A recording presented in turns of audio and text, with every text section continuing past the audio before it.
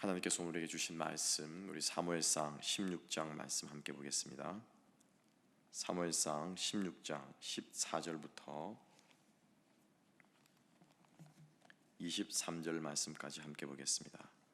사무엘상 16장 14절부터 23절 말씀까지 함께 보겠습니다. 제가 본문을 봉독해 드리도록 하겠습니다. 여호와의 영이 사울에게서 떠나고 여호와께서 부리시는 악령이 그를 번뇌하게 한지라. 사울의 신하들이 그에게 이르되, 보소서, 하나님께서 부리시는 악령이 왕을 번뇌하게 하온즉 원하건대 우리 주께서는 당신 앞에서 모시는 신하들에게 명령하여 수금을 잘 타는 사람을 구하게 하소서. 하나님께서 부리시는 악령이 왕에게 이를 때 그가 손으로 타면 왕이 나으시리다 하는지라. 사울이 신하에게 이르되, 나를 위하여 잘 타는 사람을 구하여 내게로 데려오라 하니, 소년 중 한 사람이 대답하여 이르되, 내가 베들레헴 사람 이새의 아들을 본즉 수금을 탈 줄 알고 용기와 무용과 구변이 있는 준수한 자라. 여호와께서 그와 함께 계시더이다 하더라. 사울이 이에 전령들을 이새에게 보내어 이르되, 양치는 네 아들 다윗을 내게로 보내라 하매, 이새가 떡과 한 가죽 부대에 포도주와 염소 새끼를 나귀 위에 실리고 그의 아들 다윗을 시켜 사울에게 보내니, 다윗이 사울에게 이르러 그 앞에 모셔 섬에 사울이 그를 크게 사랑하여 자기의 무기를 드는 자로 삼고, 또 사울이 이새에게 사람을 보내어 이르되, 원하건대 다윗을 내 앞에 모셔 서게 하라. 그가 내게 은총을 얻으느니라 하니라. 하나님께서 부리시는 악령이 사울에게 이를 때 다윗이 수금을 들고 손으로 탄즉 사울이 상쾌하여 낫고 악령이 그에게서 떠나더라. 아멘. 우리 오늘 이 말씀과 함께 수금과 칼 그리고 여호와의 영이라는 제목으로 함께 은혜를 나눕니다. 이 말씀을 나누면서 우리 마음 가운데 진리의 말씀이 깨달아지고 또 그 깨달아지고 풀어지는 말씀이 우리의 삶 가운데 또 하나님의 음성과 영적인 양식이 되어서 우리가 주님 앞에 살아갈 힘을 얻는 그러한 시간 될 수 있기를 소망합니다. 많이 피곤하시죠? 또 한 주간 절반 우리가 또 살아왔는데 이 한 시간을 통해서 우리가 다시 한번 남은 절반을 달려갈 수 있는 힘을 얻고 우리가 주님 앞에 새롭게 되어지는 그러한 은혜가 있었으면 좋겠습니다. 우리가 계속해서 성경 인물 시리즈 설교, 우리가 다윗의 생애를 통해서 하나님께서 우리에게 베풀어 주시는 은혜를 우리가 함께 새기고, 또 우리가 다윗의 인생을 통해서 또 나의 인생을 돌아보는 그러한 시간을 가지려고 합니다. 오늘은 우리가 지난 시간에 이어서 하나님께서 다윗을 역사의 중심에, 역사의 중앙 무대로 이렇게 인도해 가시는, 이끌어 가시는 그러한 삶, 그러한 사건들을 보면서 우리의 마음속에 무엇보다도 하나님의 영이 있는가, 하나님의 영이 살아 계신가에 대해서 우리가 함께 한번 생각해 보기를 원합니다. 오늘 본문의 14절부터 우리 23절까지의 말씀을 보게 되면 사울에게 악령이 들리고, 그리고 그 악령의 역사로 말미암아 결과적으로는 다윗이 사울 곁으로 이끌림 받게 되는 그러한 이 에피소드, 그러한 이야기가 있게 되는데, 오늘의 본문의 말씀을 읽다 보면은 참 난해한 구절을 우리가 처음부터 만나게 되죠. 그래서 우리가 이 본문의 말씀을 우리가 풀면서 우리가 하나님 되심에 대해서, 그리고 또 우리가 우리의 삶에 대해 임하시는 하나님의 뜻에 대해서 우리가 함께 한번 생각해보고, 그리고 두 번째로는 다윗을 소개하는 신하의 소개말과 그리고 다윗을 평가하는 사울의 말, 이 두 말들을 우리가 비교해보면서 우리가 하나님께서 보시는 안목, 또 하나님의 영이 충만할 때 우리가 어떠한 안목을 갖게 되는지 우리가 또 함께 한번 생각해 보기를 원합니다. 그리고 마지막으로 하나님의 영이, 여호와의 영이 우리의 가운데 있는 것이, 우리와 함께하는 것이 얼마나 중요한지에 대해서 우리 함께 한번 생각해 보기를 원합니다. 오늘 이 14절의 말씀을 우리가 예사롭지 않게 읽을 수 있습니다만, 조금 우리가 관심을 가지고 읽어보게 되면 참 이해하기 힘든 부분이 있습니다.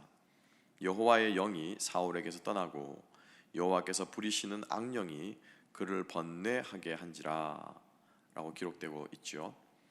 여호와의 영이 사울에게서 떠났다라고 하는 장면은 우리가 그 앞에 지난주에 함께 묵상했던 16장 앞구절에서 우리가 충분히 짐작하고 있는 남음이 있습니다. 사울은 많은 실수를 범했고 그 실수를 만회하고자 인간적인 방법을 동원했으며 그 와중에 사울은 하나님의 영광보다는 자기의 영광을 구하고 추구했습니다. 그래서 사울은 결국 하나님께서 당신의 영광을 드러내고 하나님의 뜻으로 백성을 통치하라라고 하는 하나님의 그 말씀을, 하나님의 그 뜻을 실현하지 못한 채 결국에는 버림받게 되는 그러한 지경에 이르게 되는데, 전반부에 나오는 여호와의 영이 사울에게서 떠나고라고 하는 장면은 우리가 충분히 이해를 할 수가 있겠습니다. 왜 하나님께서 사울을 버리셨죠? 그런데 문제는 이 후반부에 나오는 여호와께서 부리시는 악령이 사울을 번뇌하게 하였다라고 한 것입니다.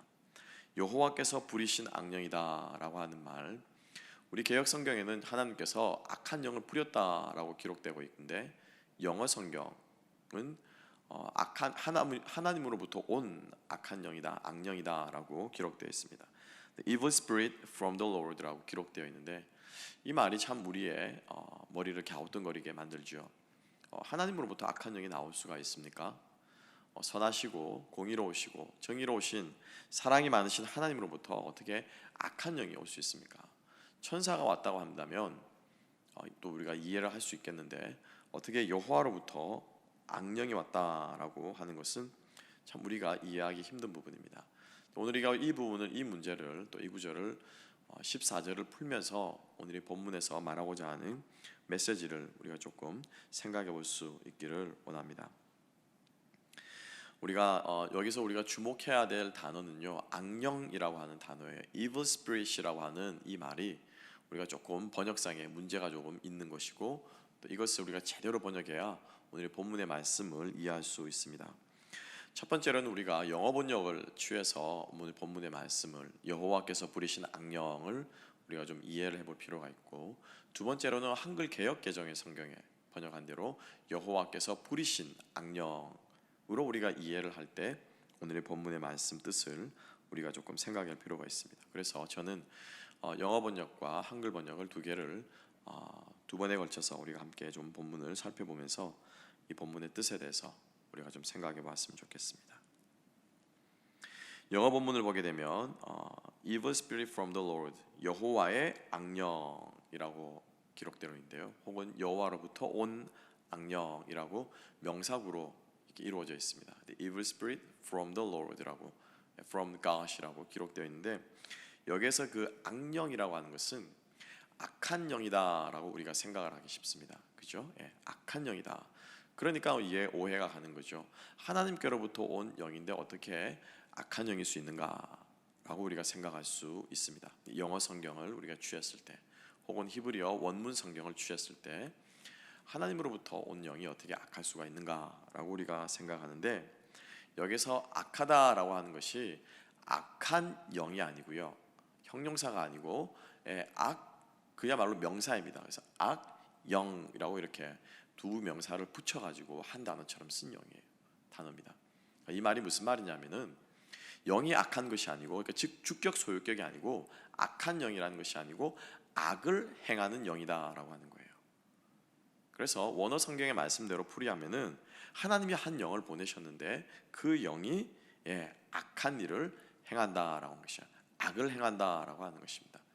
히브리 성경에서 악이라고 하는 것은 우리가 말하는 evil만, 사악한 것만 악한 것이 아니고요, 나쁜 일, 좋지 않은 일, 이러한 것들도 다 악한 일 속에 들어가는 것입니다. 그래서 즉 다시 말하면 가장 대표적인 악한 일은 재난이라든지 디제스터라고 번역되는 그러한 일들도 사실은 히브리 원어 성경에서는 악한 일이다라고 기록을 하고 있습니다. 그래서 우리가 이 영어 성경 번역을 취해서 또 히브리 성경의 번역을 취해서 오늘 이 본문의 말씀을 해석하면은 하나님이 보내신 영이 악한 일을 행한다라고 하는 것입니다. 그래서 마치 심판의 벌을 내리듯이, 그죠? 하나님께서 영을 보내셔서 심판을 하지 않습니까? 소돔과 고모라를 멸하실 때도 마찬가지였고요. 하나님께서 보내신 천사들이 혹은 영들이 심판을 행하듯이 바로 사울에게 악한 일을, 심판과도 같은 일을 바로 사울에게 행했다라고 하는 것입니다. 그렇게 되면은 오늘 본문의 말씀이 충분히 이해가 가는 것이죠. 사울이 당하는 이 일이 하나님의 영으로부터 사울이 이 일을 지금 당하고 있다라고 하는 것이죠. 두 번째로 개역 성경의 번역대로 함께 우리가 생각해 볼 때 이건 역시 우리가 생각해 볼 필요가 있는 부분입니다. 우리 한글 성경은 여호와께서 부리시는 악령이다라고 번역을 하고 있죠. 하나님이 악령을 부리십니까? 어떻습니까, 여러분? 대답하기 좀 곤란하시겠죠. 그런데 우리가 구약 성경 전체 신학적으로 볼 때 맞습니다. 하나님이 악령을 부리십니다. 그래서 여기서 부린다라고 하는 말은 하나님이 악한 영을 사주하거나 일부러 악을 조장하는 것이 아니라 악한 영이 자기의 일을 하도록 하나님께서 허용하신다라고 하는 것이죠. 그래서 욥기를 볼 때 우리는 이 사실을 가장 분명하게 알 수 있습니다. 악한 사단이 욥을 시험하려고 할 때 그것은 분명히 악한 일이었지만 아무 죄 없는 의인을 고난에 빠뜨리고 곤경에 빠뜨리며 그의 모든 것을 빼앗아가는 참으로 사악한 일이었지만 하나님께서는 그것을 허용하신다라고 하는 것입니다. 이때 하나님의 악한 영을 부리신다라고 할 때는 하나님의 절대적인 주권을 성경은 우리들에게 가르치기 위해서 악조차도 하나님의 관할 안에 있다라는 것을 우리들에게 가르쳐주고 있는 것입니다. 그러니까 쉽게 말하면 이 세상 어느 것 하나 하나님의 허락 없이 하나님의 섭리하심 없이 이루어지는 것은 아무것도 없다라고 하는 것입니다. 우리는 도저히 이해할 수가 없습니다. 하늘 아래 살아가는 천상해위를 욥기 1장을 알지 못하는 욥은 자기에게 왜 그러한 일이 일어난지 도무지 이해할 수가 없습니다. 왜 우리는 우리에게 오늘날 이런 코로나와 같은 이러한 질병으로 수많은 사람들이 신음하고 심지어는 목숨을 잃게 되는 이러한 일들이 왜 우리에게 일어나야만 하는지 우리는 이해할 수가 없습니다. 왜 우리에게 1차 세계대전, 2차 세계대전, 남북전쟁, 6.25 전쟁과 같은 그러한 전쟁의 살상의 이야기 비극들이 일어나야 하는지 우리는 이해할 수가 없습니다. 가장 비견한 예만 들어도 내 주변의 사람들이 왜 하루아침에 질병으로 사고로 운명을 달리하는지 우리는 이해할 수 없지요. 그래서 하늘 아래를 살아가는 우리는 이해할 수 없지만 성경은 우리들에게 분명히 가르치고 있습니다. 세상 그 어느 것 하나 모든 것을 주관하시고 관할하시고 관장하시는 하나님의 섭리 없이는 이루어지는 것이 없다라고 성경은 우리들에게 분명히 가르치고 있고 이것이 우리가 믿는 성경의 세계관이며 이것이 기독교의 세계관이다라고 하는 것입니다. 그래서 하나님의 절대 주권을 선포하고 가르치는 것이 성경의 가르침이며 오늘 이 본문의 말씀은 더할 나위 없이 하나님께서 개입하셔서 이끌어 가시는 순간이다라고 하는 것입니다. 어떤 신학자는 사무엘상 16장을 가리켜서 이스라엘 역사에 있어서 가장 극적인 전환점이 되는 순간이다라고 하는 것입니다. 왕위가 사울 왕조에게서 다윗 왕조로 옮겨지는 것이죠. 그리고 영원하신 메시아의 왕조가 지금 세워지는 이 순간, 이 16장 우리 이 14절이야말로 가장 위대한 전환 중에 한 순간이다라고 평가를 하고 있는데 이렇게 중요한 순간에 하나님께서 개입하지 않으실 리가 있겠습니까? 하나님의 섭리가 함께하지 않을 리가 있겠습니까? 그래서 이 악령은 하나님께서 허락하신 악령으로 충분히 우리가 볼 수 있으며 23절의 말씀을 보게 되면 이건 더욱더 분명히 드러나게 되죠. 하나님께서 부리셔서 사울에게 역사한 이 악한 영이 다윗의 수금과 함께 사울에게서 떠나는 것을 볼 수가 있습니다. 이것은 다윗이 수금을 잘 타서가 아닙니다. 우리가 마지막에 함께 보겠지만은 하나님께서 명령하셨기 때문에 바로 사울에게서 그 악령이 떠나가게 되고 그 일로 말미암아 하나님께서 다윗의 명성을 높이시고 다윗으로 하여금 사울의 총애를 받게끔 하는 그러한 역사가 일어난 것이죠. 그래서 개역 성경의 번역을 볼 때도 여호와께서 부리신 악령으로 이해해도 오늘 본문은 충분히 이해할 수가 있다라는 것입니다. 중요한 것은 이 두 가지 해석을 놓고 볼 때 우리가 기억해야 될 것은 하나님의 섭리요, 또 하나는 하나님께서 때로는 당신의 영을 통해서 악한 일을 우리 가운데 심판을 통해서 하신다라고 하는 것입니다. 자, 그런데 이 두 가지 해석보다도 더 중요한 의미가 사실 오늘 이 본문 가운데 이 난해 구절 가운데 담겨져 있는데요. 그 더 중요한 의미라는 것은 바로 다름 아니라 악한 영에게 지배되는 현상은 여호와의 영이 없어지게 될 때, 여호와의 영의 부재로 말미암아 이 악령이 역사한다라고 하는 사실입니다. 오늘의 본문의 상반절을 보게 되면요, 여호와께서 부리는 악령이 오기 전에 사울의 영혼 가운데 일어났던 현상은 무엇이었습니까? 그렇죠, 여호와의 영이 떠나가는 것이었습니다. 사람의 마음은 마치 병과도 같아서 그것이 결코 진공 상태로 유지될 수가 없습니다. 하나의 기운이 나가면 또 다른 것이 사람의 마음을 자리 잡습니다. 이 생각이 지나가고 나면 또 다른 생각이 사람의 마음에 들어오게 되는 것이죠. 흘러가는 생각조차에서도 사람의 생각은 그런데, 우리가 세상을 바라보는 가치관과 또 우리가 세상을 바라보는 그러한 생각들과 무엇보다도 그것을 넘어서서 우리의 영혼을 주관하는 우리의 영혼을 주관하는 힘은 결코 우리 안에서 사라지지 않습니다. 즉 다시 말하면 여호와의 영이 우리를 주관하든지 아니면 세상의 영이 우리를 주관하게 되어 있다라고 하는 것입니다. 그래서 사울의 마음에 여호와의 영이 떠나가자 그 빈자리를 즉각적으로 악한 영이 채우고 있는 것을 볼 수가 있습니다. 그래서 다윗은 사울의 이 모습을 그 옆에서 가장 가까이서 보았던 사람이 다윗 아니겠습니까? 성령이 없어지면, 여호와의 영이 사라지면, 여호와의 영이 떠나가면은 사람이 저렇게 처참하게 무너지는구나, 사람이 저렇게 비참하게 될 수 있구나, 그가 왕이든 어떤 자리에 있든지 간에 저렇게 나락으로 떨어질 수 있구나라고 하는 것을 다윗은 옆에서 똑똑히 목도했던 것입니다. 그래서 그가 하나님 앞에 회개할 때 시편 51편에서 그가 하나님 앞에 범죄하고 회개할 때 다윗이 주님 앞에 통회 자복하면서 구한 것이 바로 주의 성신을 내게서 거두지 마옵소서라고 하는 기도를 다윗은 드렸던 것입니다. 다윗은 사울의 케이스를 분명히 보았고 자기에게도 그러한 벌이 내릴까 봐 하나님께서 자기에게도 악령을 보내셔서 여호와의 영이 자기에서 떠나가면 사울과 같은 그 악령이 자기에게 역사할 것이 다윗은 두려웠던 것입니다. 우리가 이 14절을 통해서 우리의 마음속에 기억해야 할 것은, 하나님의 영이 떠나면, 하나님의 영이 우리 가운데 잠잠해질 때 영적 함몰 현상이라고 하는, 저는 그렇게 표현하고 싶은데 영적 함몰 현상이라고 하는 것이 우리 가운데 나타난다라고 하는 것입니다.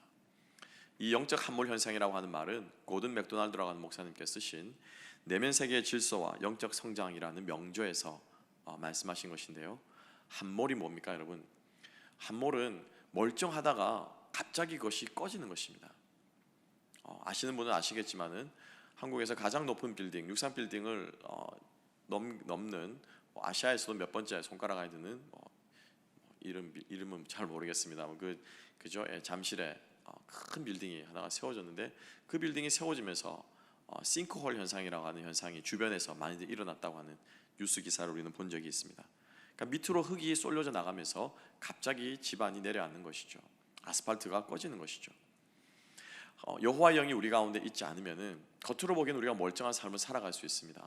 하루하루 먹고 마시고 살아가는데 별로 차이 없이 살아갈 수 있는데, 어느 날 갑자기 하나님의 영이 역사하지 않을 때 오는 공허함과 공허감이 우리의 인생을 덮칠 수 있다라고 하는 것입니다. 그래서 오늘 사울의 말은 그를 번뇌하게 한즉이라고 말하고 있습니다. 여호와께서 부리시는 악령이 그를 번뇌하게 하였다라고 말할 때, 이 번뇌라고 하는 것은 우리가 이 단어 한글 단어만 놓고 볼 때 이 번뇌는 오래 지속되는 고민으로 생각할 수 있습니다. 그런데 이 번뇌라고 하는 히브리 원어 바트라고 하는 이 말은 오랫동안 지속되는 그러한 크로니클한 만성적인 고민을 말하는 것이 아닙니다. 만성적인 불면을 말하는 것이 아니라 갑자기 덮쳐서 놀라게 할 때 이 바트라고 하는 말을 씁니다. 그러니까 때 아닌데 당황하는, 덮치는 그러한 두려움이라고 하는 것이죠. 그래서 여호와의 영이 거하지 않는 사울, 여호와의 영이 거하지 않아도 정치를 할 수 있고 통치를 할 수 있고 그 마음이 강팍해져도 법대로 백성들을 다스릴 수 있을 것이라고 생각했던 사울에게 어느 날 갑자기 영적 함몰 현상이 왔던 것입니다. 사울은 그것을 감당할 수 없었고 마치 죽을 것만 같은 공포심과 그리고 두려운 마음에 휩싸였던 것입니다. 다른 많은 성경 본문에서는 이 번뇌를 두려워한다, 무서워한다라는 단어로 번역하고 있습니다. 우리가 14절을 통해서 우리 마음 가운데 우리가 새겨야 할 것은, 하나님께서 우리와 함께하지 아니하시면은, 여호와의 영이 우리 가운데 역사하지 아니하시면은 우리는 주님 앞에 무너지고 쓰러지고 또 영적인 함몰 현상을 경험할 수밖에 없다라고 하는 사실인 것입니다. 여러분, 소망하기는 우리 매일의 경건의 생활을 통해서 주님과 교제하고 하나님과 만나는 이 순간들이 여러분 얼마나 중요한가를 우리가 늘 우리 마음속에 새기고 게을리하지 않을 수 있는 저와 여러분 될 수 있기를 주님의 이름으로 축복합니다. 여러분, 신앙생활은 결코 하루아침에 이루어지지 않습니다. 반대로 하루 이틀 하지 않는다고 해서 우리의 신앙이 또한 나락으로 떨어지는 것도 아닐 수 있습니다. 그렇지만 이 우리의 신앙과 우리의 믿음은 큰 물줄기와도 같아서 일단 이것이 형성되고 나면은 참 그 방향을 쉽게 돌이키기가 힘든 경우들을 많이 봅니다. 하루아침에 우리가 하나님 앞에 기도하지 않는 사람이 어느 날 갑자기 기도하게 되는 경우는 그렇게 많지 않습니다.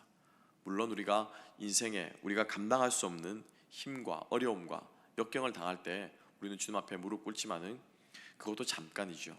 경건의 능력이 쌓아지지 않는 사람은, 기도하는 훈련이 되어있지 않는 사람은 무릎 꿇고 엎드리는데 할 말이 없습니다.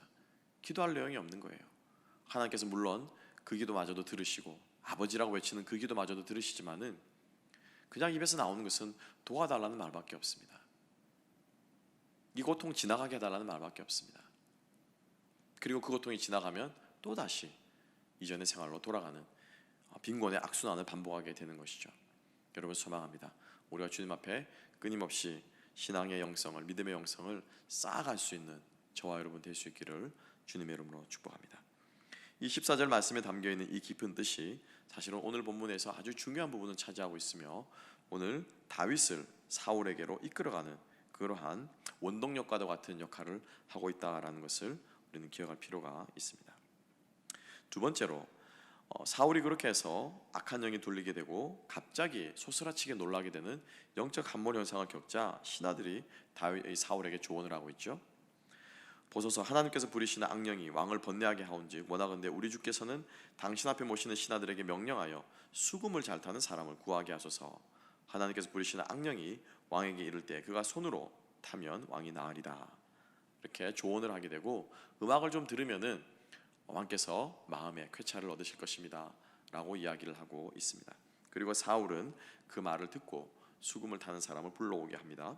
그리고 나서 18절과 19절에 그 신하 중에서 한 사람이 문득 생각이 나서 사울에게 아뢰고 또 조언을 드리는데 다윗이 생각이 난 거죠. 근데 그 다윗을 소개하는 말이 사실 오늘 우리가 조금 포커스를 맞추어 볼 그러한 가치가 있는 구절입니다. 18절 말씀에서 그 한 신하는 어린 다윗을 이렇게 소개하고 있습니다. 소년 중 한 사람이 대답하여 이르되 내가 베들레헴 사람 이새의 아들을 본즉 수금을 탈 줄 알고 용기와 무용과 구변이 있는 준수한 자라. 여호와께서 그와 함께 계시더이다 하더라. 자, 뭐라고 소개하고 있습니까? 크게 네 가지로 지금 다윗을 다섯 가지로 지금 다윗을 소개하고 있습니다. 첫 번째로는 무엇입니까? 당연히 지금 찾고 있는 그죠? 그 조건, 수금을 잘 타는 자이고요. 두 번째로는 용기와 무용, 즉 무예가 출중한 자다라고 다윗을 평가하고 있습니다. 소개하고 있습니다. 세 번째로는 언변이 좋은 사람이다라고 다윗을 평가하고 있습니다. 네 번째로는 용모가 준수한 사람이다라고 평가하고 있고요. 마지막으로는 하나님께서 함께한 사람이다라고 지금 극찬을 하고 있습니다. 이 다섯 가지 말로서 다윗을 말하고 있습니다. 근데 이 사람이, 이 신하는 누군지는 몰라도 이 다윗에 대해서 마치 속속들이 모든 것을 알고 있는 것처럼 보이죠. 자, 그리고 나서 사울이 그 말을 듣고 이새에게 전령을 보내서 이렇게 다윗을 말하고 있습니다. 19절, 사울이 이에 전령들을 이새에게 보내어 이르되 양치는 내 아들 다윗을 내게로 보내라 하매. 자, 사울은 다윗을 뭐라고 평가하고 있습니까? 양치는 아들. 끝입니다. 그냥 양치기 내 아들, 그 다윗을 내게로 보내라. 그러니까 다윗의 가치를 전혀 지금 사울은 알아보지 못하고 있는 것이죠. 다윗이 어떤 사람인지 물론 몰랐겠지만 다윗이 그러면 신하가 그렇게 소개를 하면은 그죠? 사울이 적어도 그 중에 한두 마디 정도는 픽업해서 수금을 잘 타는 내 아들을 보내라 라고 말했을 수도 있을 것입니다. 왜? 자기에겐 지금 필요한 것이 수금을 잘 타는 것이죠. 그런데 지금 사울이 픽업한 말은 무엇입니까? 양치는 내 아들, 양치기 내 아들. 이번 그 신하는 소개하는 말로는 양친다라고 하는 말을 입은 기록되어 있지도 않는데 사울은 그 말을 픽업한 것입니다. 물론 뒤로 말로 본문에는 기록되어 있지 않지만은 그 신하는 다윗의 사울에게 이새의 아들 중에 양치는 막내가 있다라는 말을 했을 것입니다. 포인트는 뭐냐면은 이 왕의 신하에 다윗을 평가하는 말과 사울이 다윗을 평가하는 말이 극명한 대조를 이루고 있다라고 하는 것이죠. 요는 뭐냐면은 사울에게 다윗을 보는 안목이 이미 사라졌다라고 하는 것입니다. 무엇이 없기 때문에? 그렇죠. 여호와의 영이 사울의 마음속에 이미 떠났기 때문에 사울은 하나님의 눈으로 죽었다 깨어나도 하나님의 눈으로 다윗을 볼 수도 없고 보지도 못하였던 것을 오늘의 본문의 말씀은 우리들에게 증거하고 있는 것을 볼 수가 있습니다. 하나님의 영이 떠나면요, 하나님의 안목으로 사람을 볼 수 없습니다. 하나님의 영이 우리 안에 주무시면 하나님의 안목으로 세상을 볼 수가 없습니다. 그저 인간의 눈으로, 인간적인 눈으로 볼 때 다윗은 어떻습니까? 양치는 막내 아들, 그 더도 아니고 덜도 아니고 그것에 불과한 것입니다. 양치는 자리에 가보지 않았기 때문에 그가 수금을 얼마나 잘 타는지도 알지도 못할 것입니다. 그냥 딱 보면 남루하게 양똥 냄새 나고 털 냄새 나고 그 온 머리에 그죠? 온 몸에 털을 뒤집어 쓰고 있고 그냥 목자가 드는 막대기 하나 들고 있는 목동에 지나지 않는 것이죠. 소망하기는 우리 안에 여호와의 영이 함께 하셔서 하나님의 안목을 우리가 가지고 이 땅을, 세상을 바라볼 수 있는 그러한 저와 여러분이 되었으면 좋겠습니다. 여러분 사모하십시오. 여호와의 영이 우리를 주관하실 때 세상을 볼 수 있는 안목이 열리고요, 여호와의 영이 우리와 함께 하실 때 사람을 볼 수 있는 하나님의 안목이 우리 가운데 생긴다라고 하는 것입니다. 그래서 주님께 주시는 안목으로 사람을 바라보게 될 때 참 나를 힘들게 하는 사람 같지만은 하나님의 안목으로 바라보게 되면 다르게 보인다는 거죠. 다른 면이 보인다는 거죠. 다른 모습이 보인다라고 하는 것이죠. 하나님의 눈으로 바라보게 되면 참 힘들고 정말로 살맛나지 않고 정말 이 더러운 세상라고 이렇게 탄식과 그러한 말이 나오는 그러한 세상살이가 하나님의 안목으로 바라보게 되면은 이것이 다른 것으로, 다른 모습으로 보일 수 있게 된다라고 하는 것입니다. 찬송가 고백처럼 정말로 내가 거듭나고 보니, 주의 성령을 받고 보니 세상과 나는 간 곳 없고 주님의 하나님 나라만, 구속한 주님만 보이더라라고 하는 고백을 우리가 드릴 수가 있는 것입니다. 여러분 소망하십시오. 우리가 여호와의 영이 우리 가운데 씌워져서, 여호와의 영이 우리 가운데 풍성하여져서 우리의 안목이 정말 이 신하와도 같이, 이름 없는 이 신하와도 같이 그러한 안목을 갖게 되기를 소망하는 저와 여러분 되었으면 좋겠습니다. 그리고 나서 우리가 이 5가지 이 종이, 이 신하가 다윗을 평가하는 부분에 우리가 함께 한번 좀 생각해 보기를 원합니다. 다윗을 평가하는 이 5마디 말이 있습니다. 수금을 잘 타고요, 용기와 무용이 출중하고, 언변이 좋고요, 용모가 준수하고, 그리고 하나님께서 함께 하신다 라고 하는 이 말을 보게 될 때 우리는 다윗에게 이 모든 것이 가능했던 우리가 근본적인 이유, 오늘 제가 설교의 제목을 마지막에 넣은 단어인데요, 하나님의 영, 즉 여호와의 영 때문에 이 모든 것이 다윗에게는 가능했다라고 하는 것을 신하가 다윗을 평가하는 말에서 우리는 볼 수가 있습니다. 다윗이 수금을 잘 탈 수 있었던 이유가 뭔지 아십니까? 하나님이 함께 하셨기 때문입니다. 다윗이 무예와 이 용기가 출중할 수 있었던 이유가 무엇인지 아십니까? 하나님께서 함께 하셨기 때문입니다. 다윗이 언변이 좋았던 이유가 뭔지 아십니까? 하나님께서 함께 하셨기 때문입니다. 다윗이 용모가 아름다고 빼어나 사람들이 보기에 흠모할 만한 이유가 무엇인 줄 아십니까? 하나님께서 함께 하셨기 때문이다 라고 하는 것입니다. 주님께서 함께 하셨기 때문에 이 모든 것이 다윗에게 가능할 수 있었다라고 하는 것입니다. 왜냐하면 오늘 이 본문의 18절에 이 신하가 다윗을 칭찬한 이 말을 여러분 자세히 보십시오. 이해가 되지 않는 부분이 보이시죠? make sense 되지가 않습니다. 말이 안 됩니다. 왜냐하면 지금 이 당시 다윗은 그냥 말 그대로 목동이었고요, 양치는 사람이었고 그냥 수금 잘 타는 정도로 주변 사람이 아는 정도, 이게 다였어요. 다윗은 결코 용기 있는 소년이 아니었습니다. 다윗은 결코 무예가 출중한 사람이 아니었습니다. 그래서 골리앗과 전쟁이 일어날 때 다윗이 뭐라고 말합니까? 저는 제 아버지 집에 가장 작은 소년입니다.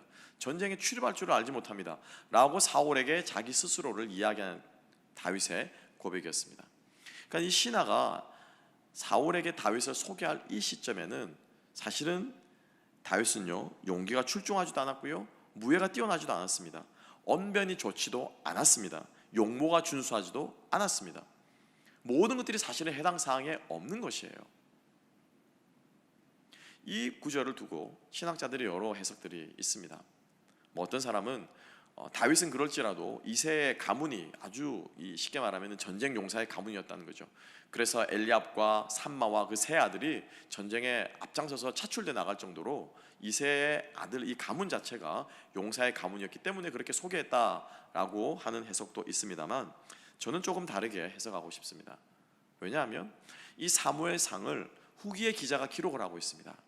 다윗의 삶을 알고 사울의 삶을 알고 이스라엘 역사가 어떻게 흘러간지를 아는 이 사무엘상을 기록한 저자가 기록할 때 다윗의 어떠한 삶을 모두 다 알았던 것이죠. 근데 그 다윗의 그 위대했던 삶, 여러분, 다윗이 언변이 좋다면 왜 언변이 좋냐면은 다윗의 손끝에서, 다윗의 말에서 수많은 아름다운 시편이 쓰여졌거든요. 다윗은 뛰어난 시인이었습니다. 다윗은 자기가 작사 작곡한 거예요. 인류 최초의, 이스라엘 최초의 싱어송라이터였습니다. 그래서 다윗이 언변이 좋다라고 하는 것은 그가 써놓은 수많은 시편을 보게 될 때 그가 언변이 좋다는 사실을 알았고요. 그리고 다윗이 전쟁에서, 다윗은 결코 군사들을 전쟁에만 내보내지 않았습니다. 항상 전쟁에 앞장서서 싸웠던 사람이 다윗이었죠.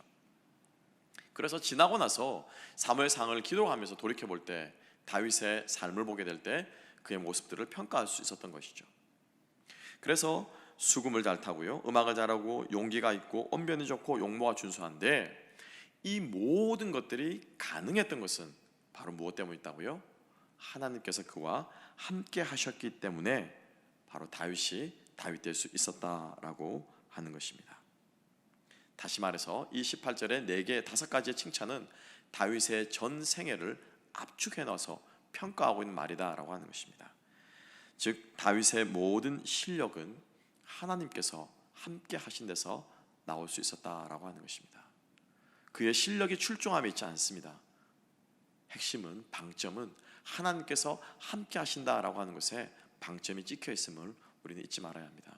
여러분, 우리가 주님 앞에서 하나님께서 우리에게 주신 우리의 삶이 있는데, 우리의 삶 가운데서 참된 실력은 하나님께서 우리와 함께 하실 때 나오는 줄로 믿습니다. 하나님께서 함께 하시고 주님을 섬기듯 하면은 걸레질하는 요셉의 걸레질도 그를 보디발의 집안에서 가문의 모든 것을 관장하는 집사로 그를 세울 수 있었던 것입니다. 하나님께서 함께 하시면은 그 무엇이 되었든 간에 하나님께서 그것을 들어 쓰실 때 아름다운 도구로 쓰임받을 수 있다라고 하는 것을 여러분 기억하시기 바랍니다. 중요한 것은 우리가 하나님의 눈으로 세상을 바라보는 것과 마찬가지로 하나님께서 보시는 눈으로 나를 바라보고 나의 재주를 바라보고 나의 달란트를 바라보고 내가 무엇을 잘하는가를 바라볼 수 있고 거기에 집중할 수 있는 사람은 바로 하나님께서 하시고자 하는 위대한 일을 할 수 있다라고 하는 것을 우리는 기억할 필요가 있습니다. 그렇지 않고 사울의 눈을 가지고 나를 바라볼 때 나는 그냥 보잘것없는 사람입니다. 그냥 양치는 양치기에 불과합니다. 아무것도 할 줄 아는 것이 정말로 뭐라고 말합니까? 이 밥벌레, 그죠? 식충이라고 말하는 밥만 축내는 인간의 인생에 지나지 않을 수 있습니다. 여러분, 그것은 하나님의 안목이 아닙니다. 하나님께서는 우리를 그렇게 보지 않으십니다. 우리 안에 있는 사울의 눈이 그렇게 우리를 평가절하하고 양치는 양치기로 우리를 치부해 버린다라고 하는 것입니다. 여러분, 소망하기는 우리가 주님께서 주시는 이 신하와의 안목과도 같이, 이 사무엘의 이 기자와의 안목과도 같이 하나님께서 함께 하시는 여호와의 영이 함께 하실 때 그러한 하나님의 안목을 우리가 가질 수 있게 되기를 주님의 이름으로 축복합니다.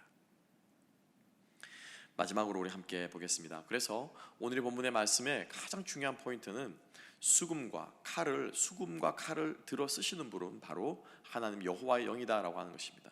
다윗의 손에 수금이 들려 있고요, 다윗의 손에 칼이 들려 있는 것처럼 보이지만은 그 다윗의 손을 붙잡고 있는 것은 바로 여호와의 영이다라고 하는 것입니다. 그래서 하나님께서는 다윗이 수금을 탈 때 사울로부터 악한 영이 떠나게 해주시고, 그리고 다윗의 손에 사울의 무기를 들려주시는데 결국에는 이 다윗의 이 무기가 다윗으로 하여금 전쟁에 나아가게끔 하는 그러한 것이 되었다라고 하는 것이죠. 하나님의 영이 함께 하실 때 우리는 하나님의 놀라운 일들을 보게 되고 경험하게 되고 그리고 그러한 안목을 가지게 될 줄로 믿습니다. 그 점에서 오늘 이 본문의 말씀은 사실은 14절과 23절 말씀을 보게 되면 이렇게 시작하고 끝맺고 있죠. 14절 말씀, 여호와의 영이 사울에게서 떠나가고 여호와께서 부리시는 악령이 그를 번뇌하게 한지라. 14절은 여호와의 영이 사울에게서 떠나가는 것, 즉 영이 떠나가는 것으로 기록되어 있고요. 23절 말씀은 어떻게 끝나고 있습니까? 그렇죠. 악령도 사울에게서 떠나간다라고 오늘 이 본문의 23절의 말씀은 기록되고 있습니다.